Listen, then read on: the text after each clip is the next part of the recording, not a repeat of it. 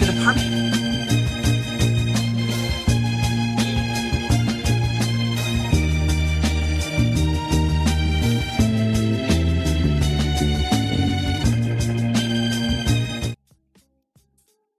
Education is the fifth biggest bank in the entire country. It's also the biggest debt collector. And some news just came out that you need to know about. The Department of Education recently announced that it's going to be transferring its $1.7 trillion student loan portfolio to the Treasury. Yes, all of it. Obviously, this raises major concerns. We're talking massive privacy risks, potential legal violations, and the introduction of junk fees that have never even existed before. If you didn't know, junk fees are those pesky, unnecessary hidden charges that are often added to the price of goods and services. And in a letter, Secretary of Education Linda McMahon alluded to charging borrowers junk fees just to collect on student loan debt. The debt collective were deeply alarmed by this because debtors already have to worry about the cost of living. Now they have to worry about potentially illegal hidden charges. Like, no, especially on debt that shouldn't exist and doesn't have to exist and is unjust. So what can you do about it? Number one, join us in demanding a 1-year pause on all federal student loan payments and collections. The Trump administration actually was first to pause student loan payments during the pandemic. It can happen again. Go here, spread this far and wide. Number two, we need every student debtor to call their member of Congress and demand a full record of their student loan payment history. Okay, so that means how many payments have you made, how much is still owed, etc. Look, big banks and creditors have been cashing in on the student loan crisis for far too long. It's time that we fight back. The Department of Education. In terms of funding, ICE is now bigger than the United States Marines. And my Republican friends are saying to me, saying to my colleagues, that if you don't give this overgrown paramilitary force of masked agents jumping out of unmarked cars more money, we're going to leave TSA workers and others unpaid. I think that's patently unfair. I think we ought to fund the federal workers. We ought to fund FEMA, Coast Guard, we ought to fund Homeland Security while we have a principled argument about what is happening with ICE. Because what is happening there gets to the very basic things that I learned in my 9th grade civics class about the engagement between law enforcement and ordinary citizens every single day. And what we're witnessing in this moment is unacceptable. Pay the TSA workers. In terms of funding, ICE is now bigger than Pay the TSA workers. Good morning, welcome, and come on in, chat. We're about to get it started. Welcome to Black Press USA's morning show, where we bring you the headlines and culture. And back this week is Dr. Michael Davis, former California State Assembly member, former Los Angeles commissioner, and he's here to talk all things headlines and culture with us this morning. Welcome back, Mike. Well, thank you so much, Mia, for being here. Good morning. Good morning. Let's get to it. We just saw Senator Raphael Warnock talking about what's happening with TSA and, Homeland Security. And, as we were talking yesterday, prepping for the show, you were discovering just how bad the airports are getting because TSA workers are not funded. So now that you've had some time to marinate on that conversation, what are your thoughts about our government not funding TSA workers, but sending ICE agents into our U.S. airport? Well, obviously, the very first thing that is inescapable is that we have a responsibility and we have to be accountable for our first challenge, which is to run the airports effectively and efficiently. We shouldn't have to compare the failure to do that with something else. The airports are so critically important to our everyday lives in America. Mm-hmm. And we depend upon those who have the responsibility, the federal government, to once again do an effective and an efficient job. It's inescapable that this is what we're going to hold you accountable to. Do your job. Do your job. And when we talk about Homeland Security, we know that TSA as well as ICE falls under its umbrella. And so instead of them sending ICE agents to the airports, why don't they reallocate some of those funds to TSA, just like they're doing with the Department of Education. So we're going to talk about that a little bit later. But the way they're rerouting funding and departments of the Department of Education and dismantling it, it seems like there should be no reason why they can't do the same thing under Homeland Security. Or how about pull that money from this from Pete Hegseth's budget over at the Pentagon and the Department of Defense, now the Department of War. I mean, if he can spend $2 million and $9 million on crab legs, most certainly they can reallocate some of those millions over to Homeland Security for TSA. So there are multiple ways that they can fund TSA with not even dealing with Congress. But we know that we're dealing with a Trump clan administration who does not care for anybody except the 1%. But we'll talk about the Department of Education a little bit later. We know that the SAVE Act is what Donald Trump wants passed, and he's telling Congress not to do anything until Democrats pass it. There's some voter suppression within this bill. So, chat, we have our morning poll. And so with the SAVE Act hitting the Senate floor this week, and that was part of the reason why we showed you Senator Raphael Warnock. How concerned, chat, are you about new documentation requirements like passports and birth certificates affecting your ability to vote? How do you feel about that, especially women who have been divorced or they've gotten remarried? This can pose a problem for them, which was an issue back for them, for us back in the 60s and 70s, right? And so we got past that, but now it's back again. So, chat, how do you feel about documentation requirements like passports and birth certificates affecting your ability to vote? Are you A, very concerned, B, somewhat concerned, C, not concerned at all, or D, you need more info on what the bill actually does? So drop your letters in the chat of how you feel about this SAVE Act and it possibly impacting your ability to vote because of certain passport and birth certificate requires. So drop your answers in the chat. Mike, how do you feel about it? Well, obviously, again, it really gets down to the very basics. We have to go back to the basics. The federal government's responsible for running these programs, these facilities, and we expect in every circumstance that they will do it efficiently and effectively. Now, we have had voter systems before, and we have had problems with voting before. I think any kind of operation from a public administration perspective that makes it more complex, that makes it much more questionable, has to stop. It is time to demonstrate that you can run your level of government. Every level of government has something that the public has assigned to them. The cities do public works and the counties do public works.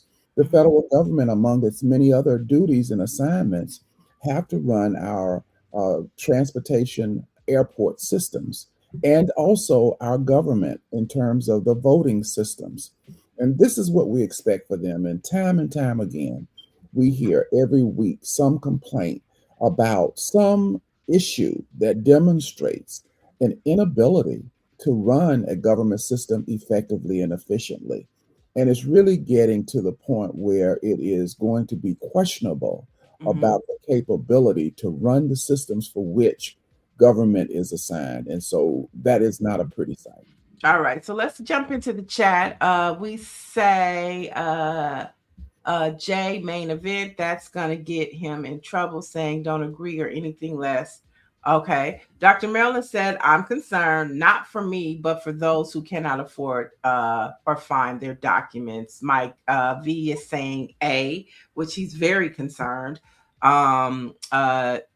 Jay main event says C, not concerned at all. And Michelle Madison says she's B, somewhat concerned. I'm concerned about all of it. Anything that this Trump administration is doing, I'm concerned about it because it is not in the best interest of just regular working people, and especially anything that they do is not in the best interest of people of color. We know this. We've seen them. When people, what do they say? When people show you who they are, believe them. So you can believe anything that this Trump administration is doing at this point with this SAVE Act. It has to do with the midterms. Mike, yesterday I just saw Steve Bannon talking about this TSA test or this airport test with ICE is for the midterms.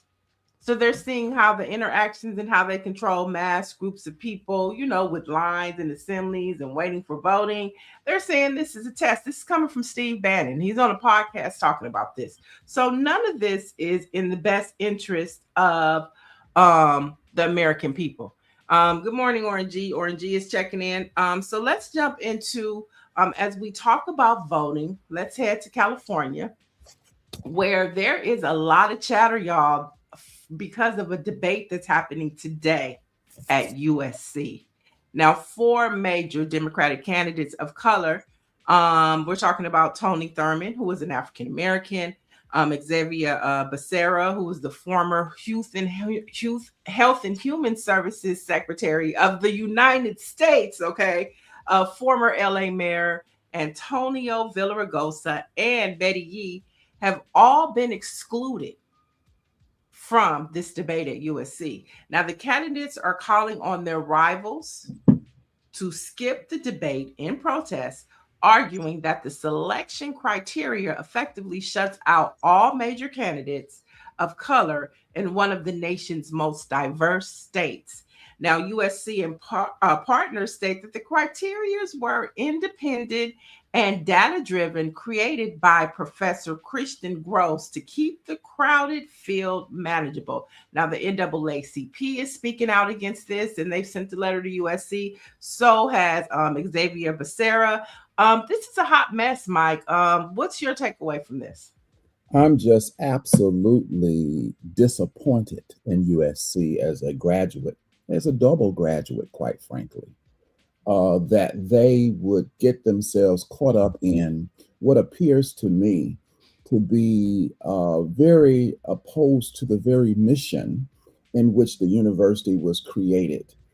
It is not the job of USC to limit anything for the public.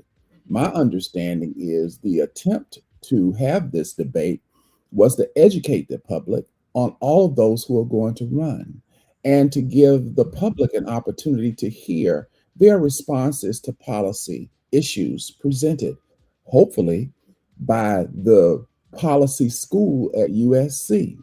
I'm alarmed that we've not heard from the president. Where is he? What does he have to say? Are you talking about the president of USC? Of the University of Southern California, located in Los Angeles. Where is the president?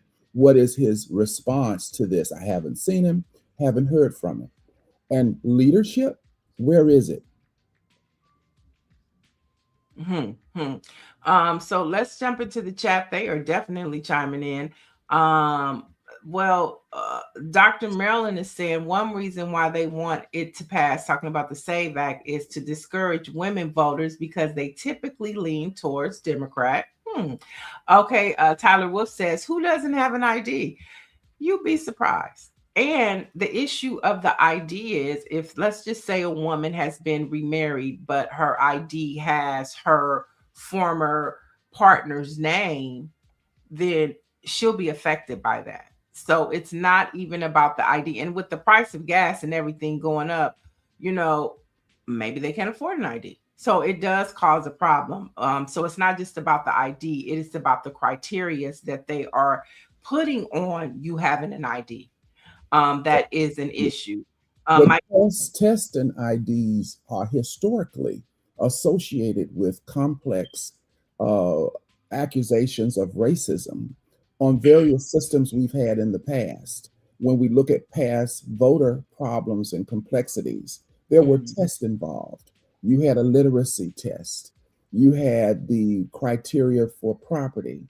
Also, let me just dovetail to, I just got a note that USC has canceled the debate. What? I think that this is great because I was very disappointed, and it Hot was an topic in LA. understatement. It was an understatement to use the word disappointment. All But, right, we got breaking yes, news. but the truth is inevitable. Okay, The well, truth, we're going to get back to USC. I do want to yeah, get that, yeah, but I want to, because you were bringing up a very good point about how it disenfranchises and suppresses voters.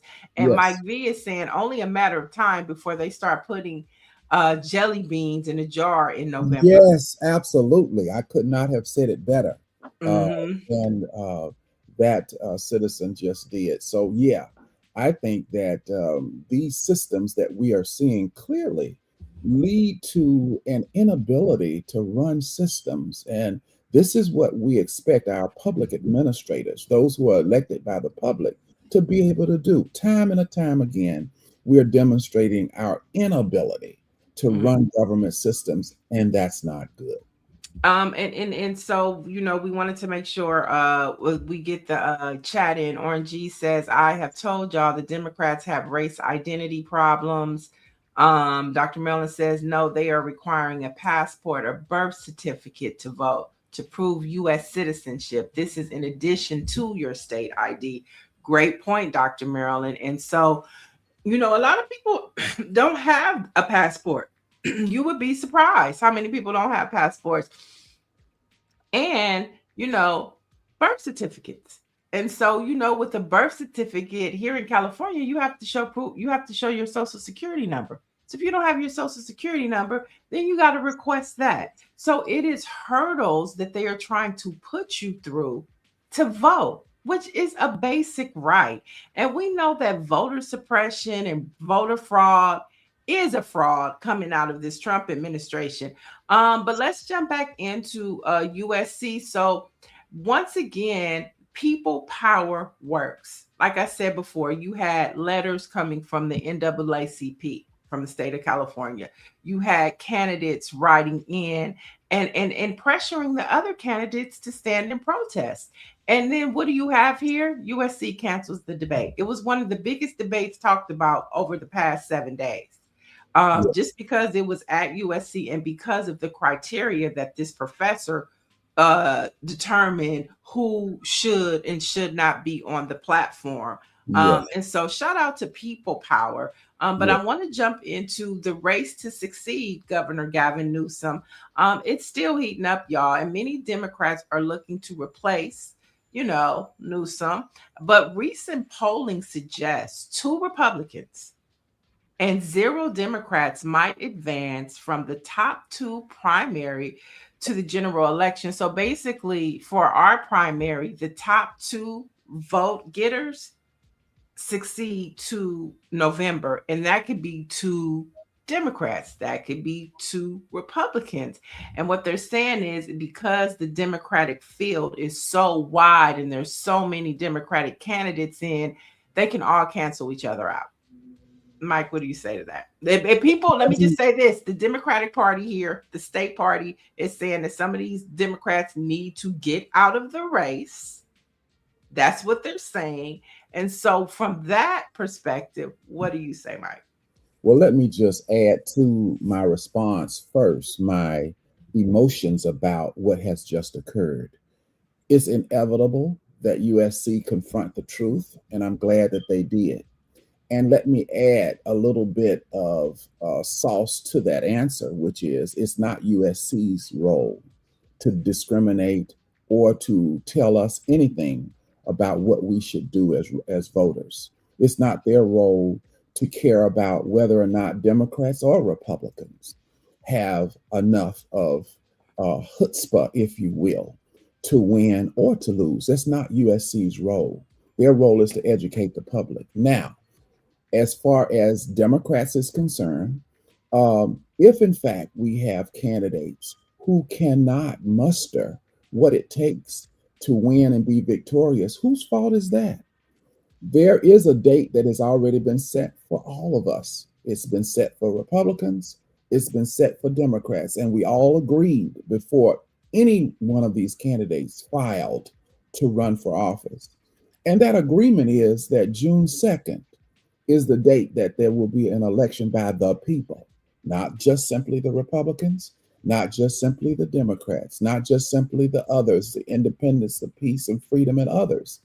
June 2nd is the rule. It's the agreement, and we ought to stick to it. That's my answer. Okay, but if okay, so we have two MAGA Republican candidates that are running for governor in the state of California. And you have how many candidates that are Democrats? At least approximately 8. Okay, so you have about 8 candidates.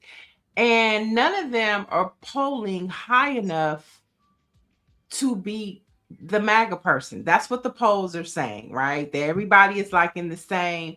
And so, do Democrats want to risk losing the state of California because everybody wants to run? It just seems like there should be, and I actually kind of blame the party because a month ago or a month and a half ago, when they had the state convention up in Northern California, the Democratic Party couldn't come up with one candidate to endorse. And so now you have all of these candidates that are running, and the state Democratic Party has not endorsed one candidate, which I find is problematic because Tom Steyer, who is not a Democrat, so to say, but he has tons of money.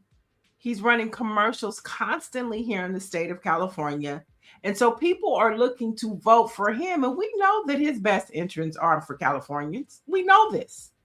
And so I just don't understand, number one, why the party couldn't come up with one candidate to endorse so that the people of California, the Democrats of California, would have some type of focal point to focus on somebody. But because they didn't endorse anybody, it's a wild, wild west for who's going to be the Democrat. And we might not get one. We might get 2 MAGAs running for the seat. I want to say, am I in Russia? On one hand, you can't have your cake and eat it too. You ask people to be involved in the process. You say that they should get involved to the degree of taking up their interests and running for office. And the minute they do, we come back with they shouldn't do it.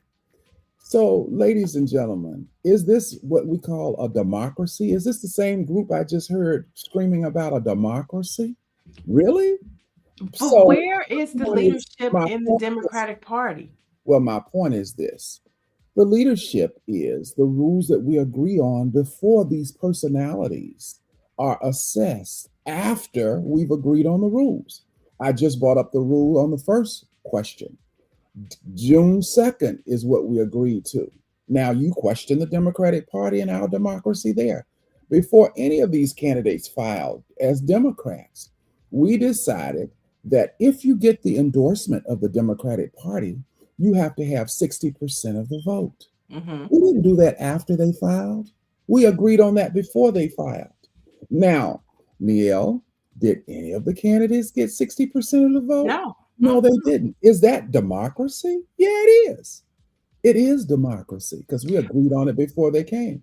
And if the candidates are not strong enough to achieve it, that's democracy, isn't it? Okay, but let's talk about this. So, the delegates were up there. They know what's at stake. I feel like the party should not have left until they came out with one candidate that they all could vote for and send that back down to the state, up and down the state, to let the Democrat voters know who their candidate was. Well, that's why let me just say this. That's why we vote for our delegates. That's why, to send them up there to represent our different communities on our behalf. So if I'm voting for you to send you up to Northern California to come back with the candidate that you all agree, because we're looking at this from a party perspective, and you come back with nothing. Well, here's the challenge to all the variables in our democracy. The moderates, the blue dogs, the progressives, all of the variables that make up our democracy. We agreed, ladies and gentlemen, on what the rules were, and we have been following those rules, 60% to get the endorsement. What is wrong with, as you all say, particularly those of us in the progressive area, what about rolling up our sleeves and taking it to the streets? Meaning that there's more work to do. What about trusting the fact that people voted how they felt? They didn't feel that there was one person with whom they were going to jump on the truck for. What about accepting that reality that that's where they are? Now, if you want to change it as you've said you do, then roll up your sleeves. Let's take it to the streets. Now, let's convince those of us who are having to go to the polls. What about the progressives getting together and getting enough people to the polls to make sure Mega doesn't win? Oh, no, we don't want to do that. We want to do something else. Let's roll up our sleeves, ladies and gentlemen. Let's take it to the streets. And if your candidate is all of that, then first of all, your candidate would have got 60%. They didn't. And now that we don't have 60%, ladies and gentlemen, those of us who are progressives, guess what? We got to do some more work. We're not going to kill the system.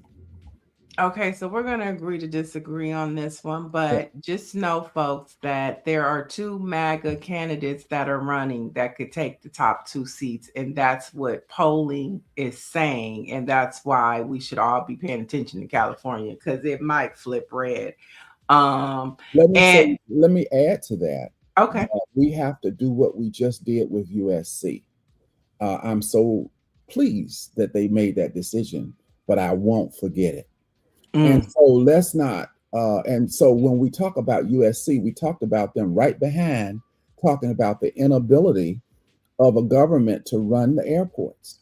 That was all in the same sentence. Ladies and gentlemen, let's cut it out. Let's get back to the basics. And that is rolling up our sleeves, doing the work, treating each other with respect, understanding what the rules were that we agreed upon, and doing the necessary work for the results we have to achieve. And it doesn't mean just the conservatives. It means the liberals too. Mm-hmm.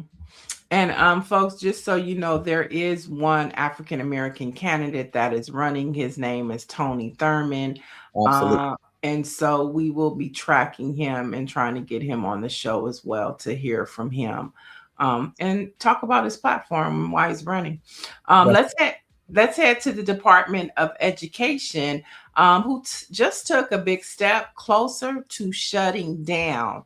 Now, the Trump administration has announced an agreement between the Department of Education and the Treasury to move student lending operations to the Treasury, which will also assume operational responsibility from collecting on defaulted federal student loan debt and provide operational support to the Department of Education's efforts to return borrowers to repayment to their loans. Now, the Department of Education also announced 6 new agreements shifting most of K-12 programs, as well as many higher education programs, to the Department of Labor, Health and Human Services, Interior, and the State Department. So our Department of Education now has been dispersed to all of these different agencies within our federal government. Okay. So they're dismantling the Department of Education and they're reallocating all these departmental funds to the Human Health, the Services, and Interior, but they can't do that for the TSA workers. I mean, there is a connection to all of this and showing you how this Trump administration is just doing what they want to do. Why they're dismantling the Department of Education, I have no idea. I would like to know in the chat, what are your thoughts about why are they dismantling the Department of Education? And then, Mike, I want to hear from you. Well, obviously, education is the key to success. It is right there as a tool to the American dream. And we ought to be in the streets protesting the fact that the Department of Education is not in place. It is the bridge to get people over to, again, achieve the American dream. I am a strong advocate in education, and I want to make sure that American citizens have access to it. I think those who are in the federal government who oversee education need to take it seriously. They need to understand that it is available for everyone. And I am terribly disappointed that, first of all, this so-called Project 25 predicted that these departments in the federal government would be dismantled, and to follow up and to see it absolutely happen is extremely disappointing. And I think that it's inevitable that we shall and will find a way that education will be accessible to American citizens. And just as we did back in the slavery days, because it seems as if that's where we're headed, having to fight every minute for some kind of access to publicly funded services for which our taxpayers have been dedicated. And yet there's a denial of us receiving those services. It puts us back to earlier times of discrimination, and it needs to stop. That's So what the chat really has a lot to say about this. James Lining says the teachers union is very strong, so more than likely he's trying to dismantle the teachers union. Mike V says they are dismantling it because it's how states and cities get funding for Black schools. The Stephanie Humphrey channel is saying because they want to dismantle public education altogether in favor of charter schools, private schools, and vouchers. Taylor Wolf says, then why is the Democrats not fighting Trump? And so, Michelle Madison says this makes no sense to get rid of the Department of Education. And I mean, this is what happens when you have, as the Secretary of the Department of Education, the CEO of a wrestling, what do you call it, WWF or whatever the wrestling organization is? Company or corporation. Yeah, what she's running. And, she's just doing what Project 2025 wants her to do. And we should be highly alarmed at this. And these are the things which goes back to the Democratic Party. Like, why aren't they raising the alarm about this? The Department of Education is being dismantled, and it's been spread out. I mean, to the Treasury Department, the Health and Human Services, Interior, and God forbid Robert F. Kennedy is in charge of anything that has to do with little kids in the Department of Education. All this stuff has been just spread out, and Democrats aren't really putting the pieces together for the American people. Do you find that to be problematic, Mike? You said the Democrats. What was that last statement? I'm trying to see how it relates to Democrats. The Democrats are not raising the alarm for their constituents on a national level. This is a national issue. The Department of Education being dismantled. Where is the DNC leadership about? Neil, our Democrats have been raising hell about the education department. If we've looked at the news over the months, we've had them going and attempting to go to the education department and couldn't get in the door. You remember seeing that on the news? I think Congresswoman Waters was one. Okay, that was back when they first started. It doesn't matter when it was. See, now, if you're going to hit us, give us credit for when we have done something. They were there, they have tried to get in, and they couldn't get in. It is not true that the Democrats have not raised the alarm. They have. And she has been the only one that has raised hell about education. As I said, and I listened to the remarks on the chat, they are absolutely correct in the remarks that they gave about what we have experienced in this country more recently over the last few months, about the way in which they have tried to undermine education. As I said, it is a bridge to the American dream for all of us, and we have to fight. And I agree that it is a responsibility for our elected leaders, but for all of us to own the education that is ours, the public education that is ours. It used to be that the federal government led in education. We look at the development of historically Black colleges and universities that came about specifically in terms of the public effort after the institution of slavery ended. We had in the early 1800s the Murrell Act that created and established HBCUs. It's because the federal government, the Murrell Act was a federal government initiative. So we have come to a point in time where the federal government has reversed itself and not been, speaking of progressive, making sure that there was education for African Americans was something that government has done in the past, and they need to continue to do, not only for African Americans, but others within this country as well. We all have to come together. Education is not just a Democratic thing, it's a American thing. And I expect to see Republicans out there leading the way in education as well. Well, you could wait for that one. USC. This is why we got on USC. It's not a Republican thing because you happen to be a Republican at USC, or a Democratic thing because you happen to be a Democrat at USC. It is a Trojan thing for those of us who belong there, and it's an American thing for those of us who are from this country. All of us need to be on the street on education, and I will not accept anything less than that. Okay, so Stephanie Humphrey says, I can't speak for the Democrats, but my teachers union has been keeping us informed about what is going on in education. She says also, Robert is already over young children as early education falls under DHHS. And so this is just what I'm saying. I feel like, and I get, you know, Congresswoman Maxine Waters went to the Department of Education when Trump first got elected. I do get that as an elected official. My point was that the DNC, I'm not talking about elected officials doing their jobs. That, you know, that's her job to monitor what's happening on a federal level. I'm talking about the DNC. Articulating. And what I say to you is, I'm not finished. What I'm saying is the DNC needs to do a better job at articulating the issues that the American people, and most importantly, their voters, their constituents that they are trying to push out to the polls, they need to ring the alarm. And I don't think that the Democratic Party is ringing the alarm loud enough. Now, chat, I would love to hear from you. Do you think the Democratic Party is ringing the alarm on the issues that will drive people and voters to the poll?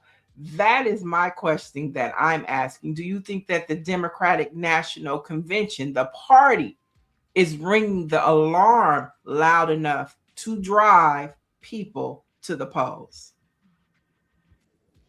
I want to say that everybody has to be in the street on education. Yes, I believe that the Democratic Party is a great party. Yes, I believe that in terms of the African American community, we have a lot of investment in votes and reliability that African Americans have and are in the Democratic Party. But again, education is American. Republicans, where are you on standing up to make sure that we have education and that it is a part of the American dream for all of us? You need to help too, because all of us have benefited from education, not some of us, all of us. It's inexcusable. This is a territory that belongs to all of us, and all of us must be in the street on it. Yeah, Democrats must be on it, but while we're taking the strap out and whipping, let's whip some Republicans too, because what are they doing? What are they doing?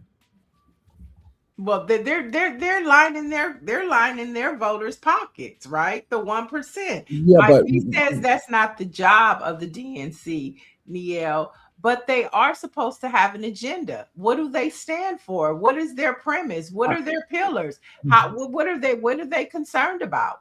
Madam Co-host, I'm simply saying, Madam Co-host, there are some policy issues where we have to whip all the children, and this is one of them. They don't get a pass. You are giving the Republicans a pass, as if to say it is just the responsibility of Democrats. There are some Republicans who benefit from education as well. There have been some Republicans and some Republican administrations that have been responsible for initiating education. We look today at the reality of who some of our education leaders are. Some of our Black education leaders in the HBCUs are Republicans, believe it or not. So they don't get a pass, Niel. We're going to whip them right along with the Democrats if that's what we're trying to do, because education just doesn't belong to one party. It belongs to all of us, and we expect okay responsibility. There are Okay, some that's fine. there's some college presidents that are Republican.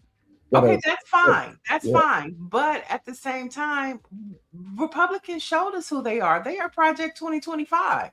They showed us what they want to do. So for us to depend on them, and I did I'm say not this depending on yesterday, them. I'm whooping them right along with the right? Well, Democrats. they should be what, but we know what their premise is. It's Project 2025, and they do have a section in it about the Department of Education. So they're doing what they told us they were going to do. My question is, what is our plan? That is a question that America, especially people of color and Democrats, are asking. Where is our Project 2028? Where is our Project 2026? Where is it at? The Republicans have the Heritage Foundation. The Republicans have decided to be MAGA. They have showed us who they are and what their agenda is. It's very clear. And they are checking it off line item by line item. What is our agenda? That's all I'm asking. Tyler Wolf says all of us fight, but we Black people never get any benefit. And he also says left wing, right wing, same bird. Okay. Oh. All righty now. You like same bird, same bird. All right, let's jump into you can continue to have this conversation in the chat. And we will continue to read your comments, but let's jump into this story. The Trump administration placed a statue of Christopher Columbus on the White House grounds over the weekend. They also released the following statement saying, as we celebrate our nation's 250th anniversary of independence, the White House is proud to honor Christopher Columbus' legendary life and legacy. And he deserves the statue on the White House grounds. And that came from Davis Engel, a White House spokesperson, who continued to say, in this White House, Christopher Columbus is a hero. And President Trump will ensure he's honored as such for generations to come. So see that, like, this is my point. They're very open about who they are. And if you recall, that statue came from Baltimore during the 2020 civil unrest because of George Floyd. And it was one of the ones that was toppled. And so they said, no, we're going to put it on the White House grounds and we're going to double down on who Christopher Columbus is. And we won't give a damn about what y'all talking about Indigenous People Day. We doubling down on Christopher Columbus for 250 years. Right. Well, did Christopher Columbus discover the New World? Did he ever set foot on American soil? Tell us who historically Christopher Columbus is. Oh, well, they're telling you. They're telling you who they're in their perspective, who he is. They're telling you who they think he is. They'll tell you he did discover America. He did. You know, they'll double down on it. Well, that is certainly the subject of debate, and we need to do more debate of it. And we need to do a further examination of the contribution Christopher Columbus did offer, and we need to delineate what it was that he did not offer. Well, Orange G is giving us some historical facts. He's saying he said Columbus never discovered the USA. What about the Negro brothers, who were the captains of the other two ships? Teach.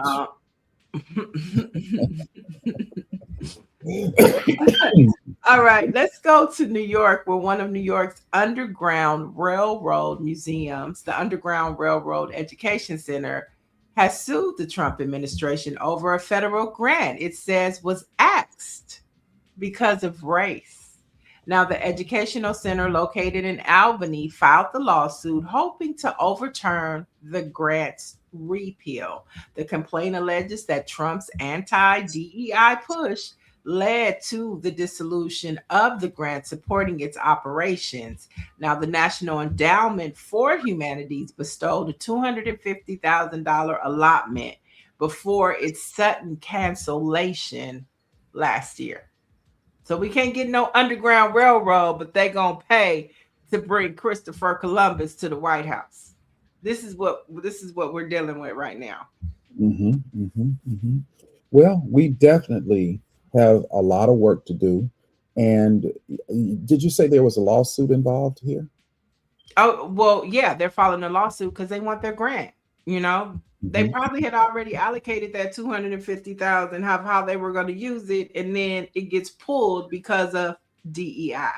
Well, what we have noticed in our history in this country as African Americans is that the court system has been the system to which we have been involved and taken our complaints and have been victorious. When we look at some of the struggles we have had, even let's look at education, Hmm. so critically important. In this country, as African Americans, we started out testing the transportation system. Plessy versus Ferguson. We tried to get on the train. Your homeboy, homie Plessy, tried to get into a first class area, and they told him just be happy to be anywhere on the train.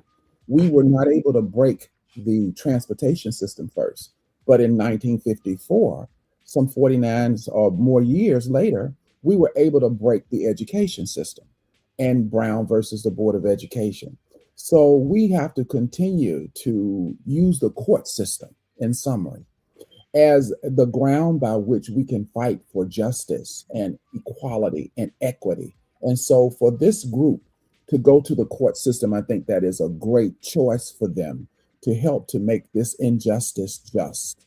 And hopefully in the court arena, we can have more ethical discussions about the truth that oftentimes we're not able to achieve in a political environment because sometimes we tend to just want to go left or right in the political environment. But in the courtroom, it's an environment. Take this note, USC, that the court tries to set an environment of fairness and justice, and they don't try to take sides in that way. So it's an arena that I feel is more promising for this group who has the complaint about having been denied a grant that had already been allocated to them. Mm-hmm. Let's talk a little bit about reparations. This is a subject that you know a lot about as well, Mike. The Mhm. Evanston, Illinois Reparations Committee officially opened its interest forms for its new Black Business Grant Program. Now, the grant program is designed to provide direct financial assistance to businesses that have historically faced barriers to capital and commercial growth due to systemic racism or divestment. Now, this latest phase of the city's $10 million restorative plan shifts focus from housing to economic development, specifically targeting the racial wealth gap by supporting local Black owned businesses. Now, this is their form of reparations. Is this the evolution of what 40 acres and a mule looks like today? In Is this terms of the moving of the money from housing to economic development, Yeah, or how just this Evanston, Illinois is defining what they think reparations is. well, each level of government does have the authority based upon the areas of responsibility they have to come up with solutions that they uniquely can deliver on. Most levels of government have certain tasks for which they have responsibility. And so, if there is an agreement Mhm. among the groups that are doing it, I think that that's a wonderful thing. The fact that they even want to entertain repairing a group that has been disenfranchised, I think is a great thing. It's an American thing. And Mhm. why is it an American thing? Because America has repaired many other groups in our society before. We repaired the Japanese Americans after the World War, where in fact they were interred.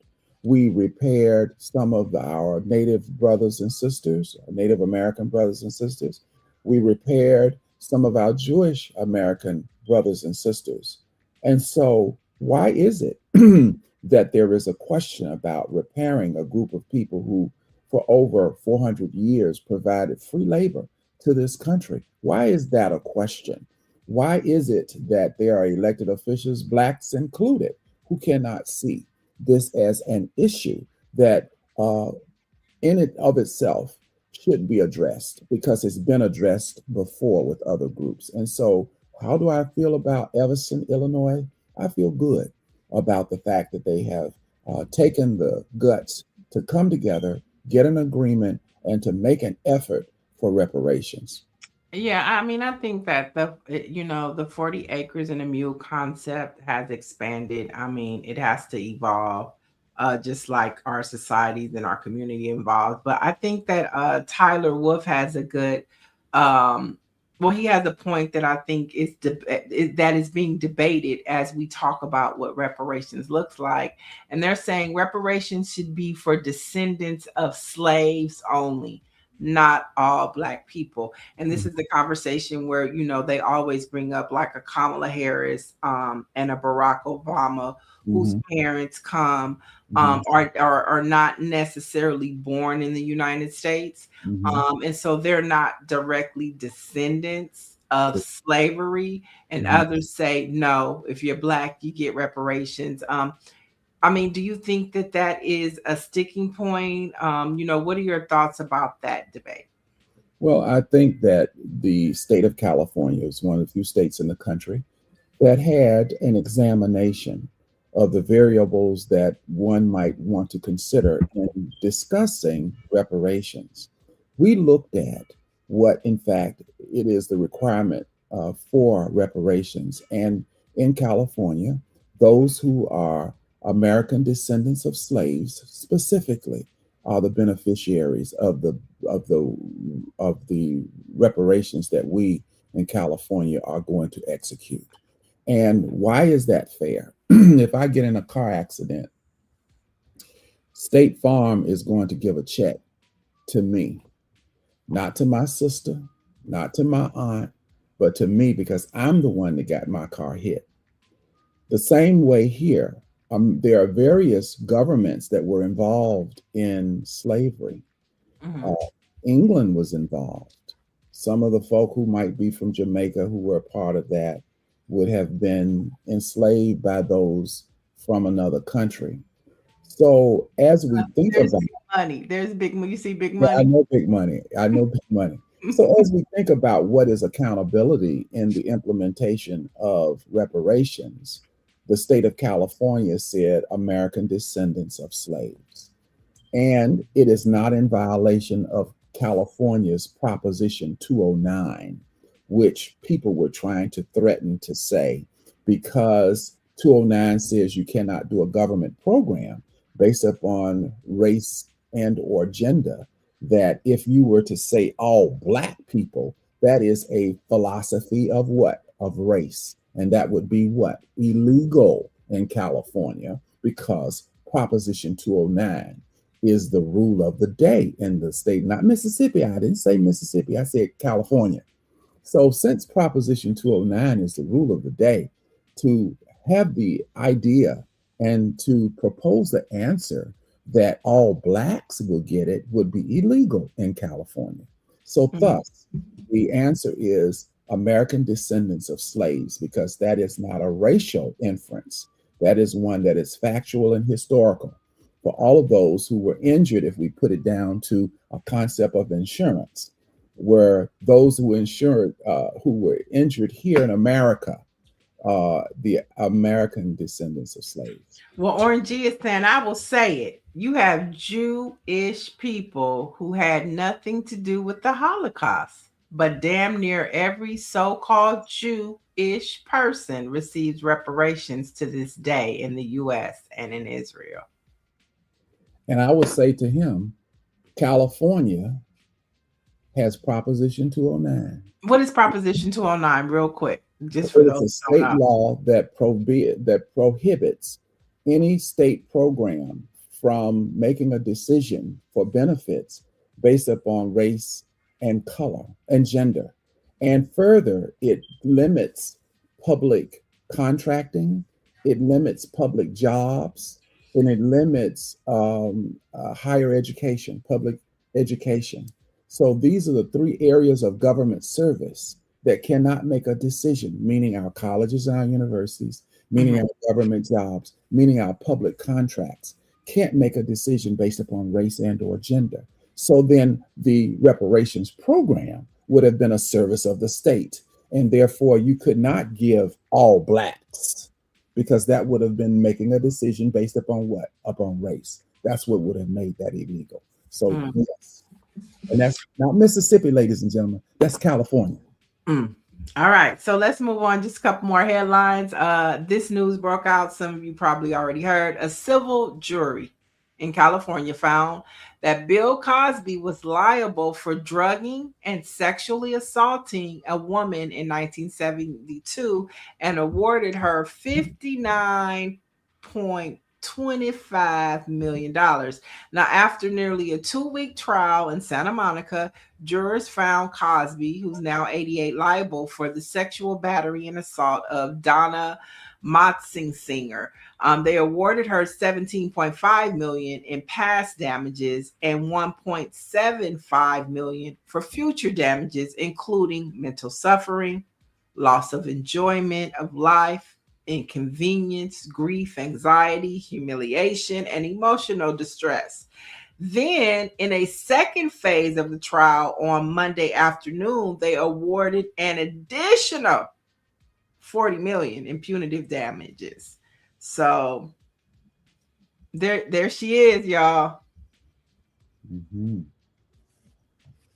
And so we see this reckoning with men from the 70s and the 60s. You know, Cesar Chavez, news broke last week about him and Dolores Huerta. And so, I mean, you know, thoughts?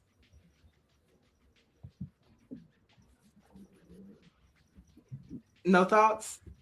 Well, I don't know what thought there could be. These trials go to court, and they, again, are in an environment where they are looking at what the facts are and decisions are made. And the question at the end of every trial is, was the decision fair? And were they able to get all the facts out on the table? Well, here's the question too. You know, in cases like this, is it important to have a statute of limitation? You know, this happened in 1972. Should there be a threshold or statute of limitation? Or if you do something, you know, it doesn't matter if it happened in 1919. If you offended me, I can sue you. Do you think that statute of limitations are important in situations like this, or no, they're not?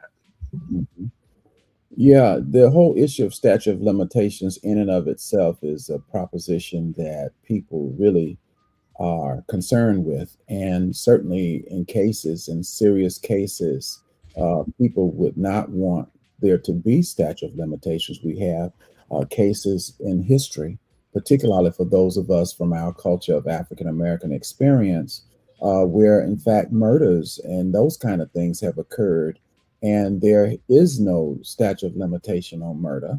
And in issues of sexual abuse, there really has not been any limitation on it as well, to my understanding. And I think that people who are abused would personally feel that they wanted justice as soon as they possibly could get it. Unfortunately, in our system, we have not been able to get expeditious justice, even though the court system prefers it. But again, I conclude that people who have been a victim would like to have justice, and certainly sooner than later. Taylor Wolf says, so she gets reparations, but for us, it was too long ago. Now, hello. And that goes not only for those who we know, but that goes for those who are a part of understanding our experience and who would jump out front and say we shouldn't deserve it. Like you said, what about such and so and such and so? And sometimes such and so and such and so don't fit the criteria. But the first person to jump out comes from our camp. You know what I'm saying? If you will. Right. Well, for those of you who can separate the art from the man, we have TV1 owned by Kathy Hughes and her son Alfred Liggins. They show the Cosby Show every day. And so I think that that is a show that is important to our culture. And that show is bigger than Bill Cosby. And so support the Cosby Show. Mhm, And you, Mama Claire Huxtable, you know, the estate of Malcolm Jamal Warner, mhm. and you know, all of them. It's such a great show. I watch it at least 3 times a week to this day. Yes, yes, yes. And last but not least, the story that we talked about yesterday. Yesterday we kicked off the show, Mike, with our poll talking about Tina Turner's estate Yes. being sold to a Swedish firm. And the conversation also took a turn about, can a Swedish firm really preserve her Black culture and the significance of Tina Turner in the 80s? And so we talked about that. And then I saw this story about Janet Jackson that I think is relative to it. And it's on the flip side of how she is building her legacy. And of course, she does have a son. Janet Jackson is making waves in the business world by signing a massive long-term global publishing deal for her Believe Music Publishing. Now, the significance, this brings her entire legendary catalog from the world-changing Rhythm Nation, Control, to her most recent hits, Under One Roof. And the move signals a major push to further monetize and preserve her musical legacy through digital innovation and global synchronization. And that's through film, TV, and ads. So this is a huge deal for Janet Jackson. When you look at how her brother's estate, Michael, you know, is being controlled, and then the family gets, you know, their allocation, and how she's taking control, for lack of better terms, I love that album, Control, of her legacy, and building legacy for her son. So what do you think about all this? Well, we have celebrities who have an international base and they have economic options in terms of where they want to uh, found or establish a foundation for their legacy. And they have every right to do so. Janet Jackson, Tina Turner, and there are others who might be based with economic interest in America, but who could very well establish their economic foundation in other parts of the world. I think that realizing who some of our dynamic celebrities are, that we should promote and support whatever economic choice they make to sustain their legacy. I promote and I enjoy whatever decision they make because African presence and achievement is worldwide. It's not limited to the United States. And I promote, I accept, and I enjoy that reality. All right. So, you know, today we can listen to the soundtrack of Control. Our producer Greer is saying, I wonder if she had guidance from the minister. So, like, she's talking about the Honorable Minister Louis Farrakhan's son, because word on the street is they're dating, and we've seen them. She was at Savior's Day. And then they've been seen at the New Edition concert and several other concerts. So, you know, that's what Greer's question. She wonders if there's guidance from the minister. So let's jump into our Black facts before we get out of here. Very good conversation today, Mike. Thank you. But let's go to 1985. Today's Black fact. Remember The Last Dragon? Remember that movie? Yes. Mhm. Okay, so on this day, The Last Dragon was released, popularizing martial arts within the Black urban culture. So drop a thumbs up, y'all, if you guys remember The Last Dragon. And if you, Stephanie Humphrey says, show enough. So yeah, if you saw the Last Dragon and you liked it, you know, give it some love in the chat. And moving forward to 2000, Romeo Must Die hit theaters. Remember that one, Mike? Yes, ma'am. Okay, so that one was featuring R&B star, our beloved Aaliyah. It was her film debut. and DMX was in that movie. And then is that, I can't remember. Oh, Jet Li. Jet Li was in that film. That was a fun one too. I could see them remaking that one. So yeah, in 2000, Romeo Must Die dropped. So those are some classics that you guys might want to go check out. But my great conversation today, from California to Illinois to New York, we talked about it all.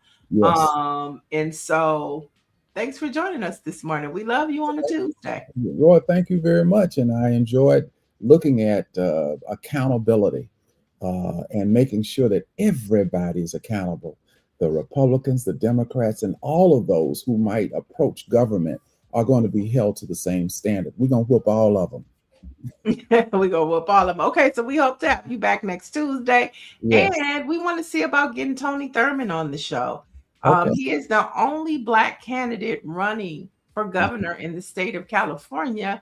And yes, he's the only state elected officer currently. He is the Secretary of Public Instruction, the Superintendent of Public Instruction, responsible for the public schools in the entire state of California currently, as he also is a candidate for governor. Oh, so we'd love to hear what he thinks about what the Department of Education is doing absolutely. from a federal level. But thank you so much. We'll be back tomorrow. Joining us tomorrow will be the editor of the Houston Forward Times. And so stay tuned, stick around. We have more news, views, and opinions. And of course, we're always on the advocacy front because that's what the Black Press does. So for the latest in Black news, head on over to blackpressusa.com and support your local Black newspaper. We'll talk to you tomorrow. Peace out. Thank you. Thank you.